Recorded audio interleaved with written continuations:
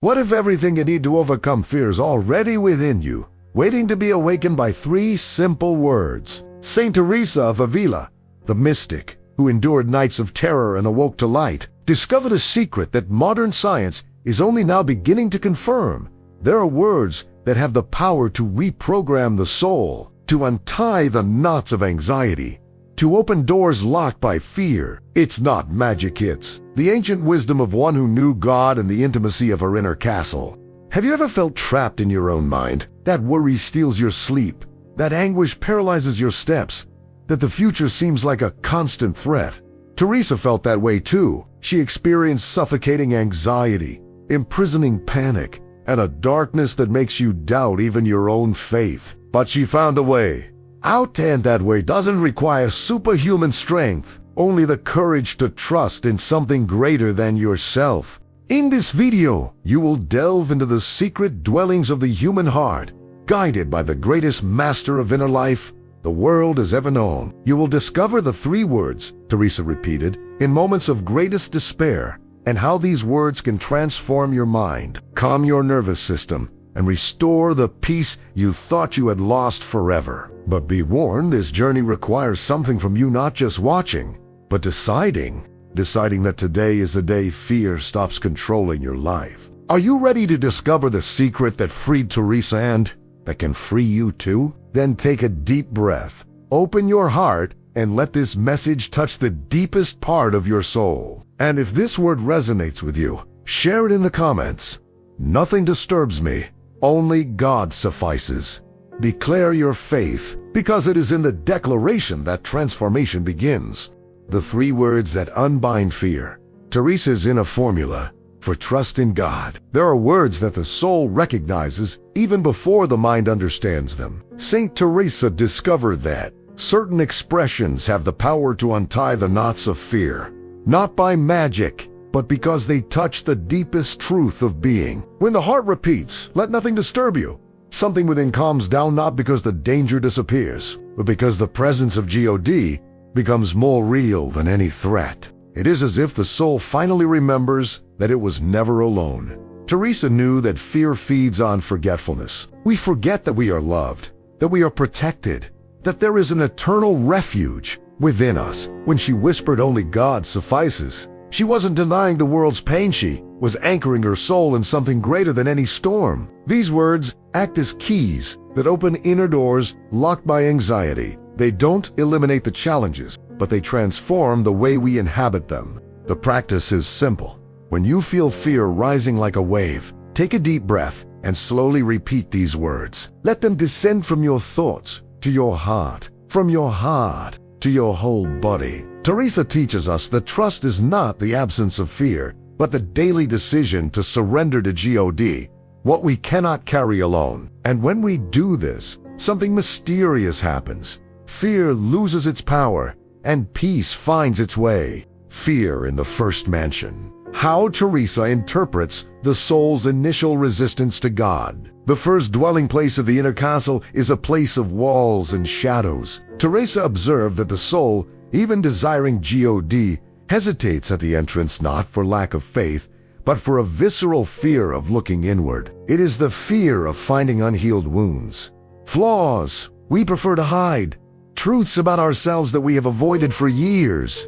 The soul resists because it knows instinctively that entering the castle is accepting to be transformed. This initial fear is not a sign of weakness, but of honesty. Teresa saw in this resistance the first spiritual battle, the ego clinging to its defenses, afraid of losing control. Many give up here, returning to the external noise so as not to hear the inner silence that demands change. But the saint reminds us that God does not dwell in the first mansion to condemn us. He waits there with infinite tenderness, ready to welcome every broken fragment we carry. The invitation is gentle. Begin by simply looking inward, without judgment. Set aside a few minutes each day to sit in silence and allow God to show you what needs to be seen. Teresa assures us that divine love is stronger than any inner shadow. Crossing the first mansion is an act of courage and humility. Each step taken in that direction is already a victory over the fear that keeps us distant from ourselves. When the soul feels trapped, Teresa's mystical strategy for emotional liberation. There were times when Teresa felt her soul imprisoned in her own body, like a bird in an iron cage. She described this feeling of spiritual powerlessness, of being trapped in anguish she didn't understand, in sadness that no reason could dispel. It was like living in a windowless room, where even the memory of God seemed distant and unreal. In this suffocating darkness, she discovered something revolutionary: the prayer of recollection, the movement of turning to the center of the soul where God always dwells. This practice was not an escape from reality, but a plunge into a deeper reality. Teresa taught that, even when everything around seems closed, there is an inner space that remains free, a secret garden, where the divine presence has never ceased to flow. To withdraw is to close one's eyes to external and internal tyrannies, and to open one's heart to the only truth that liberates. It is in this movement of internalization that the soul finds air to breathe again, light to see the path, strength to continue. When you feel the walls closing in, stop for a few moments. Close your eyes and imagine yourself descending to the center of yourself, where God waits in loving silence. Breathe slowly and repeat, "I am in your refuge, Lord." Teresa assures us that this inner descent is not solitude, but encounter, and in this encounter, all emotional chains begin to break. Freedom always begins from within. Healing the fearful mind.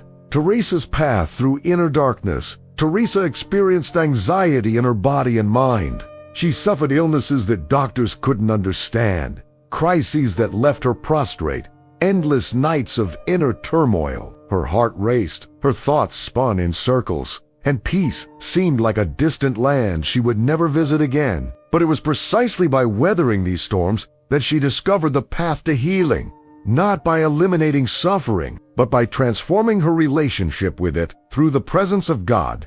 The saint realized that fear feeds on isolation.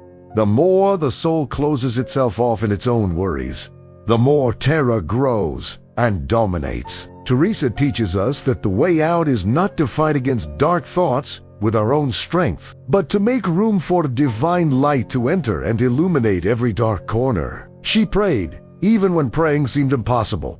She spoke with God, even when he seemed absent. This faithfulness, even in aridity, wove a peace that no circumstance could destroy. Today, when your racing mind steals your rest, don't try to silence it violently. Instead, whisper a simple word: Jesus, peace, I trust. Let that word be a gentle anchor that brings your attention back to the present, to your breath, to the awareness that God is closer than your own heart. Teresa shows us that healing the anxious mind is a process, and each small act of surrender is a step toward the inner freedom we so desperately seek. From fear to fire, how divine union dismantles the ego's defense mechanisms in the deepest recesses of the inner castle. Teresa witnessed something extraordinary. Fear simply vanished, not through human effort, but through an excess of love. When the soul finally surrenders to union with God, the old mechanisms of protection, obsessive control, the need to foresee every danger dissolve like wax before fire. The ego, which has always built walls to defend itself, discovers that in the divine presence there is nothing to fear, nothing to protect, nothing to lose. This transformation doesn't happen all at once, but through successive surrenders. Teresa describes how, in the 6th and 7th the soul experiences such powerful love that all anxieties seem small in comparison. It's as if God touched the deepest roots of being and said, "You no longer need to defend yourself, because I am your shield." And in that word, something ancient breaks. Fear loses its throne, and ecstatic trust takes its place. If you feel you still live under the dominion of fear, know that there is a way out. Every time you choose to trust instead of control, every time you surrender instead of clinging, you descend deeper into the castle. Teresa promises us that, at the center of everything, there is a fire that doesn't burn, but warms a love that destroys only what prevented us from being free. And when that fire touches us, fear has nowhere left to dwell. Why we fear silence, and why Teresa calls us into it anyway. Silence is frightening because it leaves us alone with what we've been running from all day. When the noise ceases, unresolved thoughts rise to the surface. Hidden emotions demand attention, and the emptiness we fill with so many distractions reveals itself in all its fullness. Teresa understood this modern fear. Even before her time, she knew that many souls avoid contemplative prayer, not for lack of desire, but for fear of what they will find in inner silence. But the saints saw things differently. For her, silence was not a terrifying absence, but fullness, the space where God can finally speak without competing with the world. It is in silence that wounds are healed, that truth emerges undisguised, that the soul recognizes itself as loved exactly as it is. Teresa invites us to overcome the initial fear and discover that, on the other side of the silence, there is a living, welcoming presence, patiently awaiting our arrival. Start slowly. Set aside 5 minutes each day to sit in complete silence, without music, without words, just breathing. If fear comes us, don't run away. Acknowledge it with tenderness and remain present. Teresa assures us that God dwells in that place we so fear, and that every second of silence endured with faith is a step toward a peace that transcends all understanding. Silence is not emptiness, is the womb where the soul is reborn. The neuroscience of divine trust, how prayer rewires the brain's fear circuits. Teresa didn't know the scientific terms, but she experienced firsthand what neuroscience now confirms. Contemplative prayer transforms the brain when the soul repeatedly surrenders to trust in God. Something changes in the deepest structures of the mind. The circuits of fear begin to calm down. Anxiety patterns lose strength, and new neural pathways of peace and security are built. The saint lived this inner revolution through years of silent prayer and daily surrender. What Teresa called recollection activates brain regions linked to calm and emotional regulation. Every time we choose to trust instead of worry, every time we repeat, "Jody takes care of me," in the midst of despair, we are literally rebuilding our minds. Neural plasticity, the brain's ability to reorganize itself, becomes an ally of faith. The loving repetition of spiritual truths imprints a new reality on the nervous system. We are protected, loved, sustained. Practice this daily prayer. Upon waking, before anxiety takes over, say aloud, "I entrust this day to you, Lord." Throughout the day, whenever fear arises, take a deep breath and repeat. Teresa teaches us that transformation is not magic, but a process, and that each act of trust is a seed planted in the fertile soil of the soul. Over time, the inner garden flourishes, and that which once dominated loses its power over us. Teresa's dark nights, psychological breakdown, or divine breakthrough. There were times when Teresa felt completely abandoned by God. She prayed and received no answer, sought solace and found only emptiness, cried out for light and walked in ever denser darkness.